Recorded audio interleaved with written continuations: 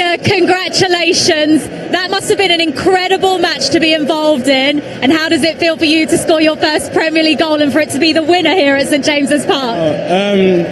Amazing feeling. I mean, just watching from the bench, it was such a high-tempo match. And then when I got the shot that was coming on, the manager told me, go on and score. So, yeah, thankfully I could. You've only made your first senior appearance in this Manchester City team this season. It must feel so good to get your first Premier League goal. No, it's a lifelong dream, and to do it with the best team in the world is, I can't explain it, yeah. And you scored at the end of the pitch where the Manchester City fans, albeit very high up in the stadium, you can hear them from down here, can't you? No, I mean, we could hear them all game, so yeah, they helped us a lot today, and yeah, we just have to say thank you, and this win is for them. A word for your teammate as well. That ball for your goal from Kevin De Bruyne, how good is it to have him back in the team? Oh, I said thank you to him after. I mean, he's the only one in the world that can do that, so to get to play with him is great. Obviously, he's been out injured for quite some time now. Everyone's been talking about his return, but what's it like for you as players to now look around the dressing room and see Kevin De Bruyne sat back there amongst you? Oh, I mean, not only one of the greatest players in the Premier League, he's also like a very nice guy. Helps the young lads a lot, so just having him back, I mean, he's one of our captains, so I think it definitely helps strengthen the team. A massive win for you and your first Premier League goal. Congratulations. Thank you so much, guys. Thank you. I do love the way you said that. I went over to Kevin De Bruyne and I thanked him for that ball. It's great to see you. How are you? Yeah, I'm dead, honestly. That was all right, wasn't it, though? It was crazy. How great was it to be back out there playing football in the Premier League? I missed this, It is what it is. I had a big injury and I needed the time, but I enjoyed myself and I worked hard, and to come in this stadium, this environment behind, and then to be fair, I think it was more willpower than anything else, but yeah, it was crazy. We were just saying, how can you be that sharp after that long out? Well, I think, like I said, I think it's more willpower than sharpness. Or I know I'm not able to do that for 90 minutes for the moment. But I know I can put in a shift for 20-25 minutes at full pace, and I feel it in my lungs, with the cold. But it can't be any better than this, can it? What do you enjoy more? I mean, you're a player who gets fabulous goals, but also you seem to enjoy assists as well. What's your preference today? You got a goal and assist. Which one do you like best? I think the way that I play, it's assist. But obviously it's great to score the goal. Obviously, here's the assist. You can watch it back yourself. Beautiful. Yeah, the ball is good, but the run from Oscar is amazing because he goes in behind. That we have. Incredible goals in the game from both sides, but how special was the winner from Oscar, Bob? No, of course. Listen, we start the game weird for the action, so we lost John Stones and Eddie because the lineup in a clear offside don't do what they have to do, and after that look what happened. And it was weird, but we took the game in our control. We scored a goal, we had chances, we arrived in small pockets really well, but what the 2 goals is an incredible transition team, quite similar from Liverpool, and the 2 goals from Isaac and Gordon is just, what can I do? It's just heads off. Okay, maybe we can defend and bring him outside, but they are really good. But we spoke in the half time, so here no one give up and move forward. Let's go.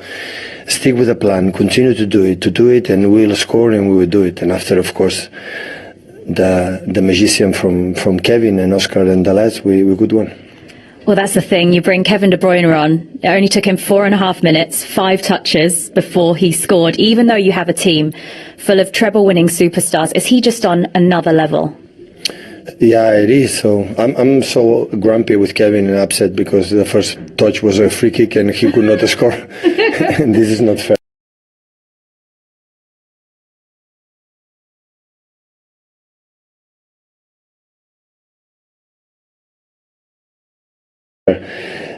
Kevin having a special thing, and now I think his physical conditions for just minutes. When the opponents are a bit tired for 30 minutes, and especially Oscar and Kevin have a sense of goal. more than maybe Jeremy or another player. So field was outstanding. Everyone was really, really good. It was outstanding to watch. Congratulations. Thank you. Yeah, and they've got a 13-day break until their next game, which is Spurs in the FA Cup. I mean, what better way to go into their own midwinter break right now?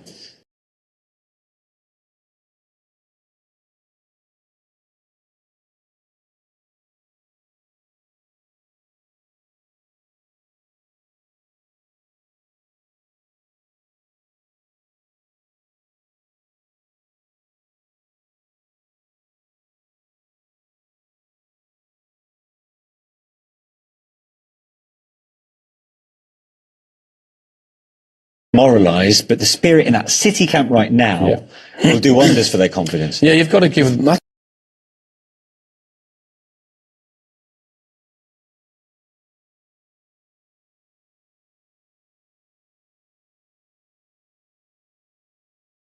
That's what really good players and coaches and teams do when they're up against it, which you're going to be at times during the season. They've been there, they've had it all before Man City, so they know what to expect.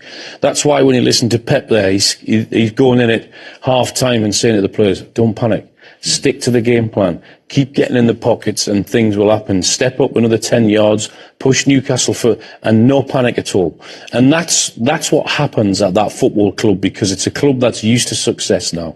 So they know that if they keep playing the way they are, it will happen. It will eventually change. And if it doesn't, then players will come off the bench and try and change it that way. And that's the beauty. And all the other clubs, Liverpool, Arsenal, Villa, Tottenham, if they're all honest, they're all expecting City to go on a run. They know that Man City are going to go on a run, and they have to be at the top of the game if they're going to challenge them come the end of the season. Let's have a look at the story of the first half. I mean, what was a brilliant first 45. 3 top-quality goals. Don't forget, Ederson went off injured after the first 4 minutes.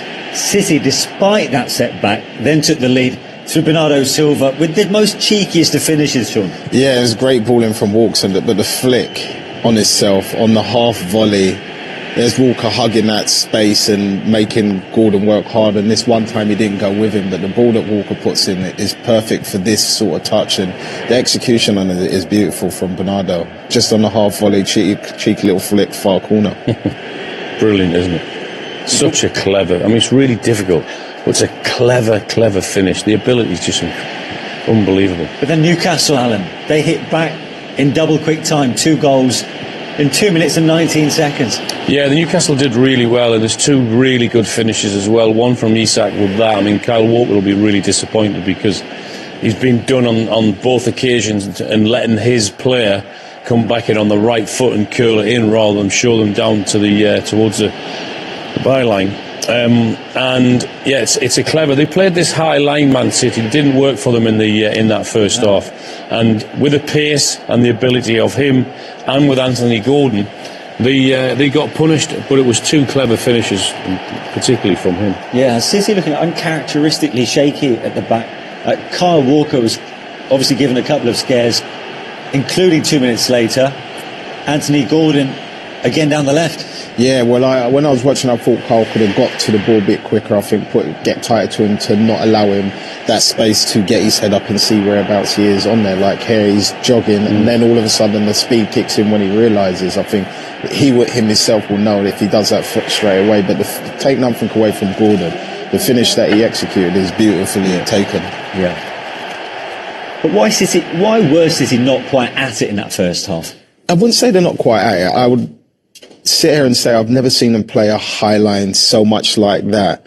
And I don't think they even changed that in the second half. I think what they changed in the second half was the fact that with the high line, there was more pressure on the ball from the front 3 in the midfield, which made, I felt like, the passes for Trippier or whoever was playing it is harder to pick out. So every time they rushed the ball, City kind of picked up the pieces, and I felt like they didn't do that in the first half. That's a really risky game playing Newcastle at St James's Park with the way they press and then the turnover, and then to play that high line against pace, real top quality pace in terms of Isak and in Gordon.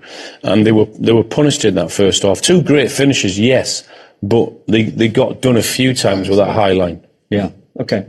And that's where we're going to have to leave today's Matchday Live after a brilliant game. Newcastle lead Manchester City by 2-1. The game plan is working for Eddie Howe. 31% possession. They've only had 7 shots, but of the 3 shots they've had on target, they've managed to score with 2 of them. They've had to come from behind after City initially took a lead. I mean, it was a commanding start, really, from the defending champions. Talk to us about the finish from Bernardo Silva, Sean. And the finish was unbelievable. I think Walker's been, in a lot of ways, taking Gordon all over the place. And for me, personally, as an attacker, I would expect that to be a foul. But so 54 seconds before the goal, you think there was a foul on Anthony Gordon? As an attacker, I would expect that to be a foul, but it wasn't. And this part, Gordon seems like he's sleeping there for the first time, and Walker puts in a great ball. But the finish from Bernardo with that flick on his wrong foot, and to say it takes a little bounce just before it gets to him, but the space Walker's have and gets the wide areas because the wingers are tucked in. Look at that touch. That's unbelievable. So elegant, isn't it, Alan? World class. Just it's incredible ability that is from a wonderful player. Great talent, great footballer. Fantastic finish. Yeah. At that point, Man City deserved the lead, Alan? At that point, yes. I mean, albeit the first couple of minutes, Newcastle put them under pressure, but then City settled down, controlled possession, and were causing Newcastle so many problems. They've got like Doku and Foden playing as 2-10s, and Newcastle struggled to contain them at times. So then who would have expected Newcastle to hit back with 2 goals in just 2 minutes and 19 seconds? How well worked a goal was this? It was a superb goal from a Newcastle point of view. I'm looking at Kyle Walker thinking, OK, you just can't let him do that. You can't let him... I mean, Kyle's sort of jogging. You think, OK, when's the sprint going to be? But Man City are continue playing this high line, and they're not good enough, or certainly not quick enough at the minute, because Isak's having a field day with the ball over the top, particularly with the two centre-halves, as that ball is on all the time, but...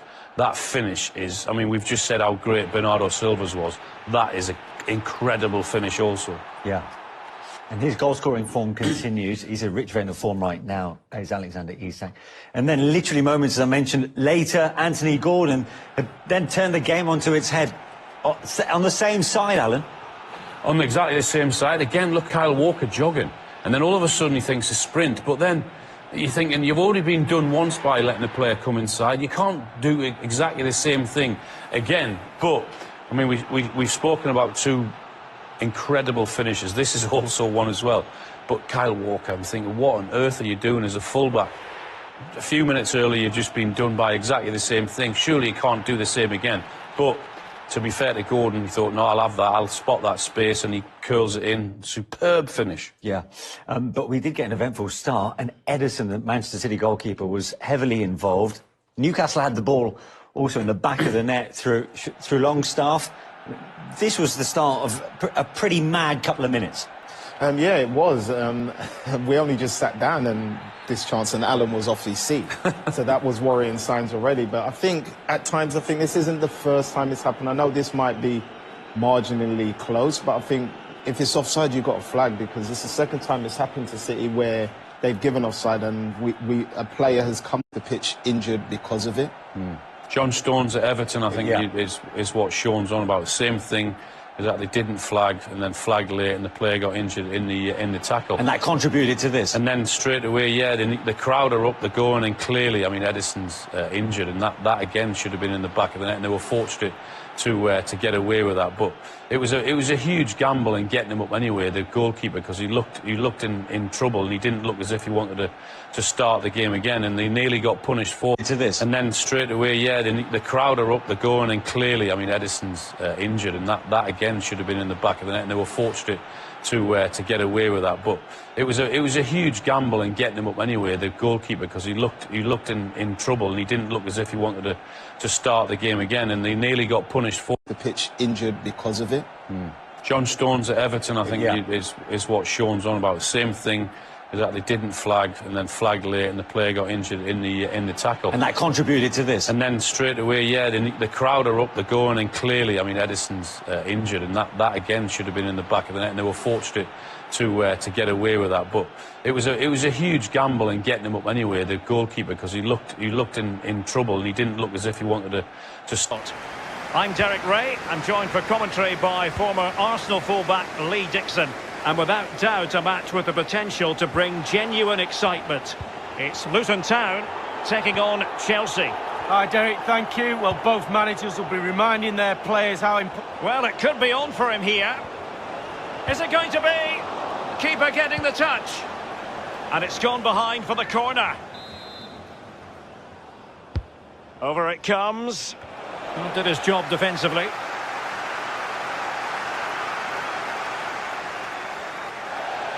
And they'll get ready for the throw-in.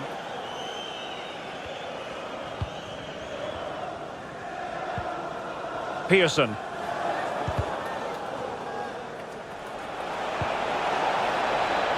So after that, a goal kick it'll be.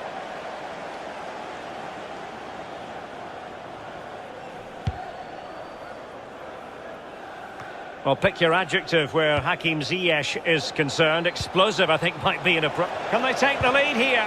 And mistimed the run, sadly. That's offside.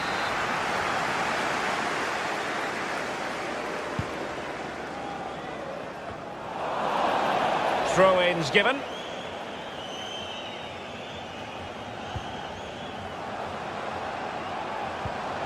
This looks promising. Well, it's the care and attention, all that works. And a blunder by the keeper. Werner. Promising attack, but his timing was off.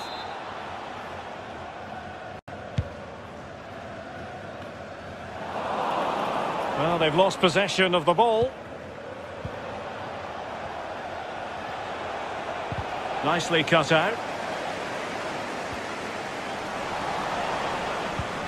Oh, that's an interesting pass. Ziyech. In it goes. An early goal. No wonder they're celebrating.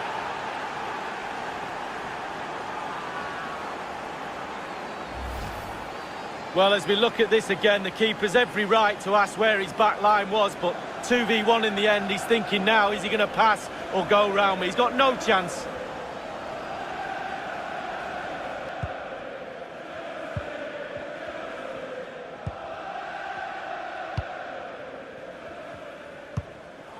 Well, real difficulty keeping the ball.